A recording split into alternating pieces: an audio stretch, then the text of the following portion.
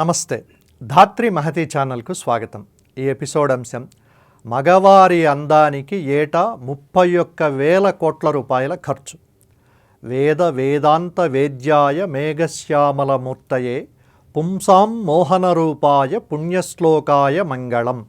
శ్రీరామ మంగళాశాసనంలో ఉన్న పుంసాం మోహన రూపాయ అన్న మాటను లోకం ఎందుకో సరిగ్గా అర్థం చేసుకోక మగవారు కూడా మోహంలో పడే మోహన రూపం రాముడిది అని అనుకుని పద్యాలు పాటలు అల్లి అలాగే పరవశించి గానం చేస్తోంది. ఉద్యోగం పురుష లక్షణం అన్న మాట దగ్గర కూడా ఈ పొరపాటే జరిగింది. ధర్మ అర్థ కామ మోక్షాలు చతుర్విధ ఫల పురుషార్థాలు. ఇక్కడ పురుషార్థం అంటే మనిషికి సంబంధించిన అనే తప్ప మగవారికి అని కానే కాదు. అలాగే ఉద్యోగం పురుష దగ్గర కూడా అలాగే వర్తిస్తుంది. పని చేయడం మనిషి లక్షణం అన్న మంచి మాటను మగవారికి మాత్రమే పరిమితం చేసి మహిళలకు అన్యాయం చేసింది లోకం.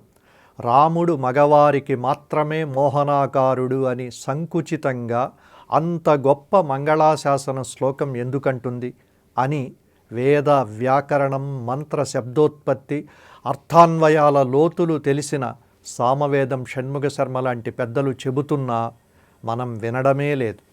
అందం ఇక ఎంతమాత్రం మహిళలకు మాత్రమే సంబంధించిన అంశం కాదు. మగవారు కూడా పగబట్టి అందం వెంట పడుతున్నారు.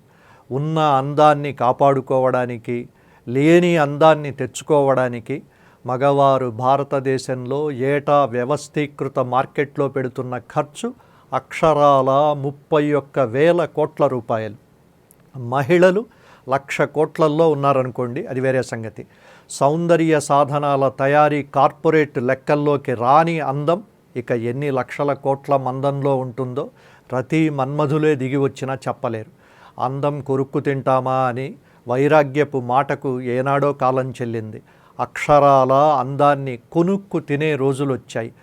దంతంబుల్ పడనప్పుడే తనువునంద్ ఆరూడి ఉన్నప్పుడే కాంతాసంఘము రోయనప్పుడే జరాక్రాంతంబు కానప్పుడే వింతల్మేన చరించనప్పుడే కురుల్ వెల్వెల కానప్పుడే అని కాళహస్తీశ్వర శతకంలో ధూర్జటి చాలా పెద్ద లిస్టే చెప్పాడు. ఎప్పుడో 550 ఏళ్ల కిందట కాబట్టి ధూర్జటి అలా అని ఉంటాడు.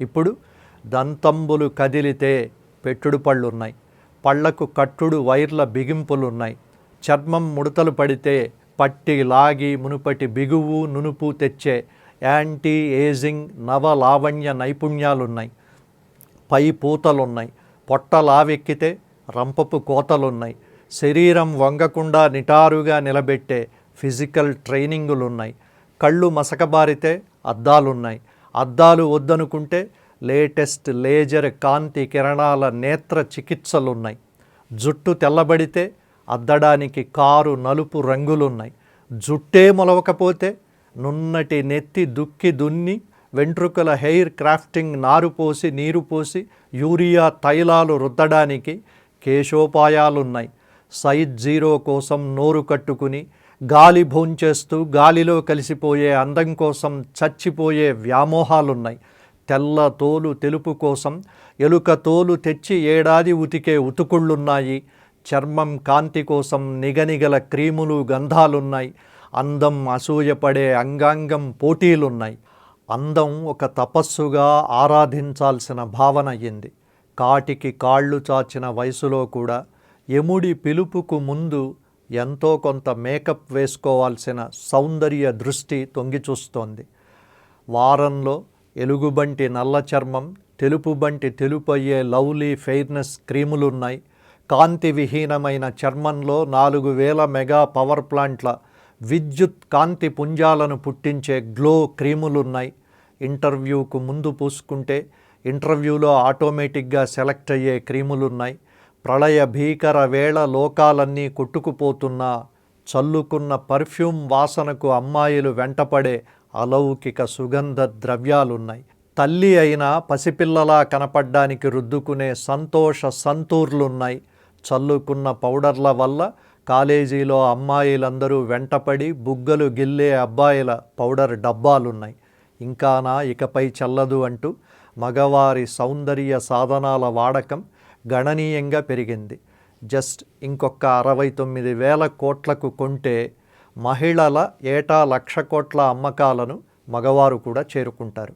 అప్పుడు సౌందర్య సమానత్వం సిద్ధించి సమాన అందాల సమాజం ఏర్పడుతుంది. ఇంతా చేస్తే రేపొద్దున స్త్రీ పురుషులు కలిసి ఒక పెద్ద రాష్ట్రం వార్షిక బడ్జెట్ అంటే దాదాపు ఒక 2,00,000 కోట్ల రూపాయలు. అంతేనా మన దేశం అందం కోసం ఖర్చు పెట్టబోయేది? Pity, very poor beauty. మరో ఆసక్తికరమైన అంశంతో తర్వాత ఎపిసోడ్లో కలుద్దాం. అంతవరకు సెలవు. నమస్కారం.